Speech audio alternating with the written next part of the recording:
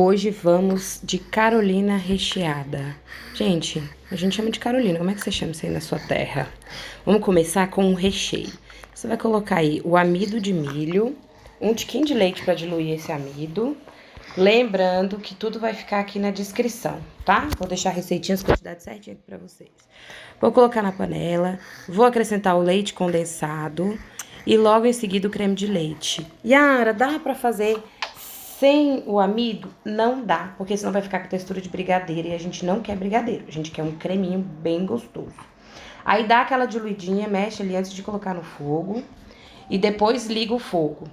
Quando ligar, gente, é mexendo no fogo baixo sem parar. Mexe, mexe, mexe, mexe, mexe, mexe até. Ó, ele vai começar a desgrudar do fundo da panela, ele vai ficar assim, bem cremosinho. E aí já tá na hora de tirar. Na época da padaria, a gente fazia isso daí naquelas panelas que mexem sozinha. Ficava em torno de umas 4, 5 horas cozinhando, ficava fantástico.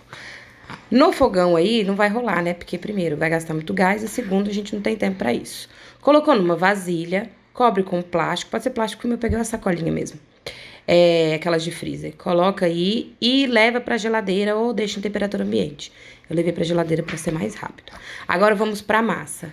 Leite, margarina ou manteiga. Eu tô usando margarina, tá? E vai deixar isso daí ferver. A hora que começar a ferver, olha ali as bolinhas. Entra com a farinha de trigo e mexe. Sabe massa de coxinha? Vai ficar nesse estilo aí. Mexe, mexe, mexe, mexe bem. Essa massa precisa ficar muito bem cozida. Apesar dela assar depois, ela precisa ficar cozida, bem cozidinha, para não ficar com gosto de farinha crua. Ó lá. Mexe bem rapidinho, igual eu tô mexendo aí. Daí vai pra batedeira quente e você começa a despejar os ovos, tá? Coloquei o batedor raquete. Ovos um por um. Depois que esse ovo se misturar bem, você vai colocando o outro, o próximo, o próximo. Eu vou deixar as quantidades aqui, porque vai variar a quantidade de ovo dependendo do tamanho do ovo, tá? Mas aí você vai ver o ponto da massa e vai ver como ela precisa ficar. Gente, temperatura mínima, mas precisa ser com ela quente, tá? Senão, vai dar errado a massa. Vai ficar tipo massa de broa. E a gente não quer uma massa de broa. Porque esse daqui a gente vai usar o bico de confeitar. Olha aí como é que ela fica. Fica uma massinha ainda firme. Tô usando um M da Wilton. Esse saquinho de confeitar, ele é maravilhoso. Precisa ser um saquinho firme, viu? Se for aquele saquinho fino, não vai rolar. Vai ficar ruim. E aí, com a forma untada, spray desmoldante pra sempre, você começa a fazer. Não faz muito grandão, porque ela cresce muito. Quanto maior você fizer, mais ela vai ter que ficar recheada, né? Mais recheio você vai precisar colocar. Então, faz os pitutinhos aí e coloca pra assar 180 graus. Até ela ficar bem coradinha.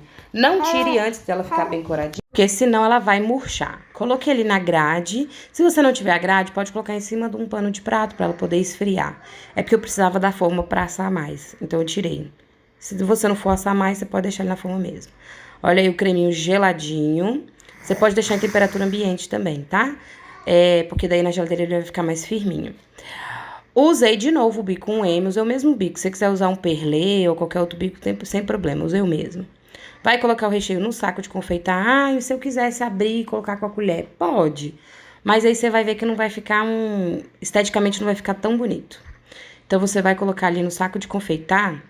E aí, na emendinha que ela vai ficar, ela fica com uma emendinha ali na hora que ela cresce. Você vai por essa emendinha ali e coloca o recheio, ó. E espreme o recheio ali dentro. Simples como comer mamão com açúcar. Na emendinha, se a emenda não estiver muito aberta, você dá uma forçadinha com o bico ali dentro e coloca o recheio. Daí, vamos levar para o micro-ondas chocolate, estou usando cobertura, 1 minutinho, se precisar, mas mais 30 segundos até ficar aí, desse jeitinho, fluido. Naquele esquema de sempre. Coloquei um papel manteiga em cima da forma ali mesmo, não lavei ela, coloquei para poder ele ficar bem grudadinho. Aonde tá a emenda é a parte que a gente vai molhar no chocolate, porque daí sela essa emenda e aí ela fica bonitinha e fica mais, não tem perigo do recheio vazar. Então, você vai dar aquela mergulhadinha, tira o excesso para não formar sapatinho grande embaixo e coloca no papel manteiga. Já tô colocando dentro da forma porque tava um calor aqui no dia que eu fiz isso e aí fica melhor para eu levar pra geladeira para cristalizar o chocolate mais rápido, tá? Mas se na sua terra aí tiver friozinho, você pode fazer em cima da bancada direto. Olha aí, gente, que gracinha que elas ficam. Na época que eu trabalhava na padaria, a gente vendia isso daí até. Fazia de doce de leite também, fazia esse creme sabor chocolate. Ou, vocês não têm noção, não. Fica um escândalo de gostoso esse troço. Eu espero que vocês façam e que vocês gostem.